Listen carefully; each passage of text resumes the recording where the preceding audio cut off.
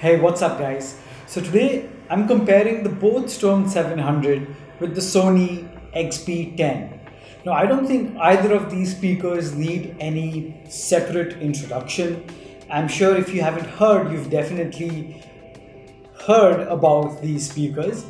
But let me just give you a brief outline. So we're talking about this, which is the boAt 700. Now this is a ridiculously good speaker for its price. It's built, I keep saying that this is built like a tank. It's the toughest Bluetooth speaker that I own. It's built to take a lot of abuse. You can take it outside, you can take it on adventures. It's got the water resistance and the dust resistance, and it's got a very impressive battery life. And of course, it also sounds really good. And on the other hand, we have the Sony XB10. Now this is also a very good speaker, and its sound quality is something people rave about, and it's something which is definitely rave worthy because it sounds really good. Now this is not built as robustly as the boAt 700, but it is also water and dust resistant to a certain extent. Not as much as the boAt 700, but you at least know at the back of your mind that splashes of water or a light rain will not do harm to either of these speakers. And well, the boAt 700 is just a tad bit more safe in those adventures. Now when it comes to the other specifications, the boAt 700 is a 10 watt speaker and the Sony XB10 is a 5 watt speaker. But don't let those numbers fool you, because we are going to get into the sound test, and let me just tell you that these sound almost equal. But I don't want to give you guys any sort of idea. I don't want to put any ideas inside your head.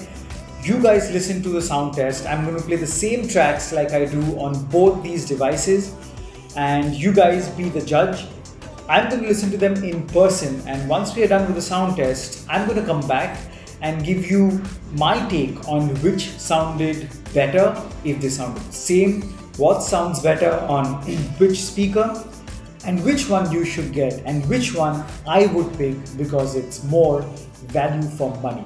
So let's straight get into the sound test.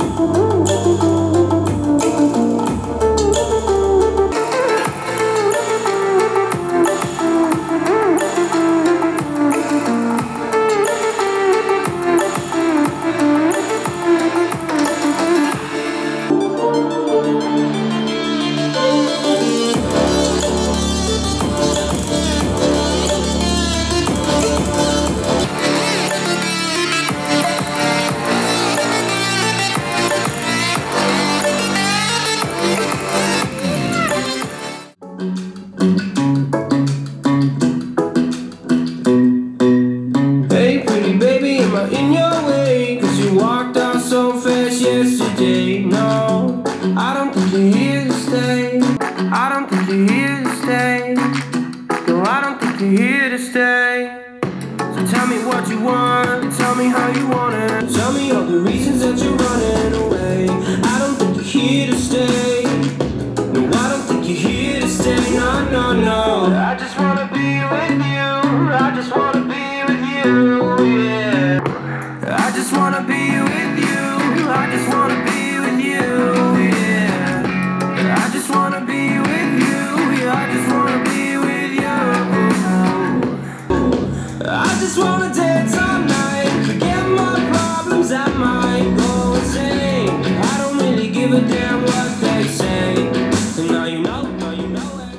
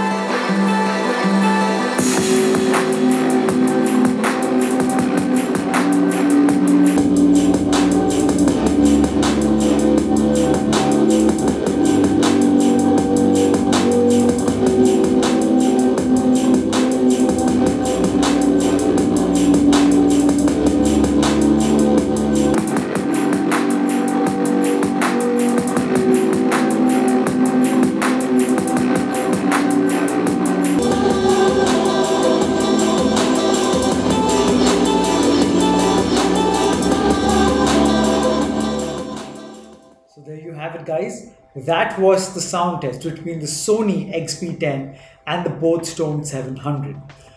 Now, I don't know what you guys made out of my microphone picking the sounds up from each of these speakers, but in person, if I was to do a blind test, I would say that both sound so equal that it's really difficult for me to actually differentiate which one would be playing or which one was playing. But if you are the kind who can really assess and note the differences, then there are a few minor differences that give away which speaker was playing when. So let me start off by saying that both sound very good. They are both very loud, and like I said guys, even though the boAt Stone 700 is a 10 watt speaker and the Sony XB10 is a 5 watt speaker, trust me, the difference, if there was any, was so minuscule, it was almost non-existent. So they both sound equal in loudness, almost. Maybe here and there, for certain tracks, the boAt Stone 700 would be just a tad bit louder than the Sony XB10. I divide these assessments into the highs, the mids, and the lows or bass frequencies. Both are equal, alright? They're both almost identical. Very bright highs and mids on both, very pleasant to hear on both. But if I was to pick out of these two, which produce the more pleasing sound signature, I would have to give that cake to the boAt Stone 700. I don't know what boAt has done to tune this speaker, but listening to them side by side, while both produce very high quality audio, and I don't think I need to stress as to how good the Sony holds its sound, but it was surprising and I was really impressed that I was finding that the sound, the highs and mids of the boAt Stone 700 to be more pleasing, and I don't know, it was so well balanced. So highs and mids, in my personal opinion, I would give that edge to the boAt Stone 700. Now let's talk about the bass, which is something I get so many comments on, that which sounds better, which has more bass. And because the boAt Stone 700 is known amongst many as one of the Bluetooth speakers that give really good bass, again, both sound almost identical in terms of its bass rendition. I mean, both produce really impressive bass. But once again, I mean, call me biased, but trust me, it's not about being biased. It's me listening to them side by side, and out of 10 tracks, 8 of those tracks would sound identical on both, alright? In certain tracks, you might find that the bass is well tuned or better tuned and produced in a much more distortion-free or round manner on the boAt Stone 700 than the XB10. And there could be one key difference which is setting apart such a different rendition of the bass, and that is because the Sony XB10 is a bottom firing speaker. I mean, the bass radiator is at the bottom, so it fires from the bottom. So on the surface that is on, and as you could see, it keeps vibrating and it keeps moving. And whenever a speaker moves, it produces that movement. It could play a role in distorting that bass a little bit. But even when I held it down, I found that the boAt Stone 700, in most tracks, I would be drawn towards the low end of the boAt Stone 700 than the Sony XB10.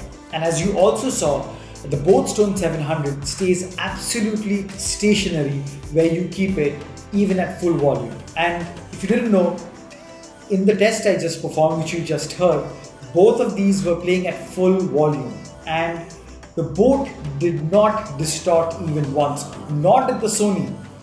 But when it comes to bass, that slight edge, I would give it to the boAt Stone 700.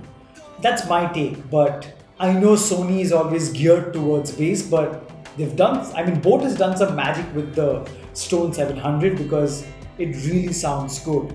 Prolonged listening sessions, in my opinion, would sound better on the boAt Stone 700. But one other key difference is this being a cylindrical speaker, it almost gives you a 360-degree sound experience because the sound is coming out from the top, so it's spreading all around regardless of where you're sitting. And because it's a bottom firing speaker like the bass radiator, so even the bass would be felt equally from people sitting all around. In the case of the Stone 700, like I mentioned in my review of the Stone 700 and the comparison with the boAt Stone 700 with the boAt Stone 600, if you want, I'll put a card somewhere here, you can check it out. The side which houses the logo is the side which has the two speaker drivers. So the highs and mids come out primarily from this side and the bass comes out, well, from this side. So people sitting on this side which has the logo, they will get the main content of the volume, while people sitting at the back would feel or get more of the bass and a little less of the highs and mids.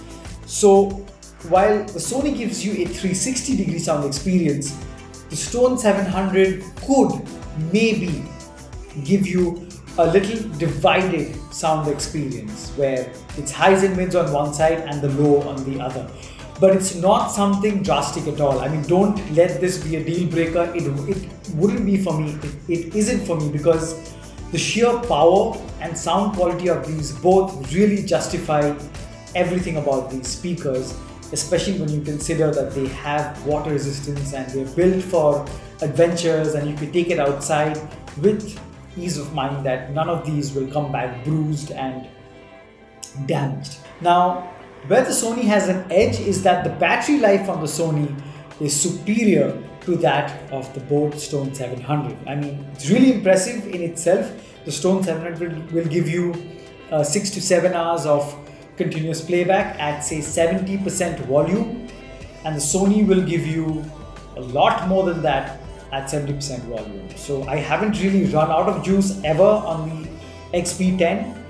I didn't have time to listen to the speaker for that long, but it does outperform in terms of battery the Stone 700. But guys, the links to both of these are in the description below.